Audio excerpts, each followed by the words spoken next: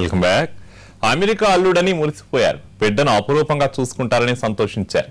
ఖర్చు ఎంతైనా పర్వాలేదనుకుని భారీగా కట్నకానుకలు సమర్పించుకున్నారు. తీరా పెళ్లయ్యాక తన అసలు రూపం బయటపెట్టాడు.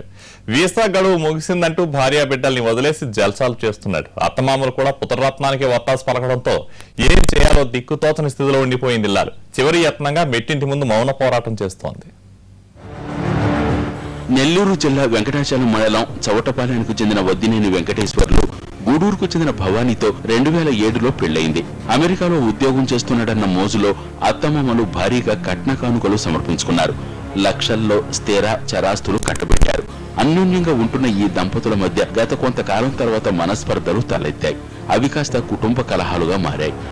మాకు మ్యారేజ్ అయ్యి 8 years అయింది. సో మ్యారేజ్ అయిన 3 months తర్వాత మేము యూఎస్కి వెళ్ళాము. 1 year బాగానే ఉన్నాము. 1 year తర్వాత పాప పుట్టింది. దాని తర్వాత చిన్న చిన్న మనస్పర్ధలు అయి ఉండేటివి. సో తను 4.5 years తర్వాత అందరూ కలిసి పాప ఫంక్షన్ చేద్దామని ఇండియాకి వచ్చాము.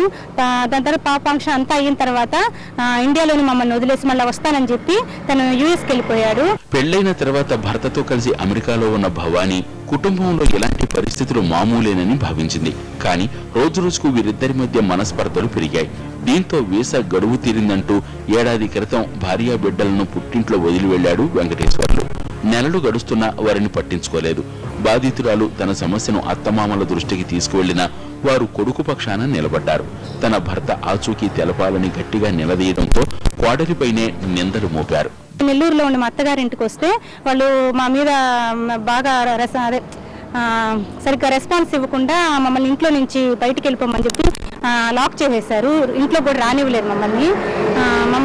అబ్బాయిని పిలిపించి మాకు న్యాయం చేయించండి. భర్త వెంకటేశ్వర్లు నెల్లూరుకు వచ్చాడని తెలుసుకున్న భవానీ అత్తమామలు ఉన్న ఇంటికి వెళ్ళింది. అయితే ఆమె మాటలను లెక్క చెయ్యని అత్తమామలు ఇంట్లో నుంచి బయటకు గెంటేశారు. తన భర్త ఆచూకీ తెలపమని ప్రాధేయపడ్డా కనికరించకుండా కోడలిపైనే ఎదురు అడిగి దిగారు. కోడలే తమ కొడుకుని చంపేసిందంటూ కొత్త నాటకానికి తెరలేపారు. దీంతో దిక్కుతోచని బాధితురాలు మెట్టింటి ముందు ఆందోళనకు దిగింది. గతంలో వెంకటేశ్వర్లపై వైజాగ్ మహిళా పోలీస్ స్టేషన్లో ఫిర్యాదు చేసింది బాధితురాలు.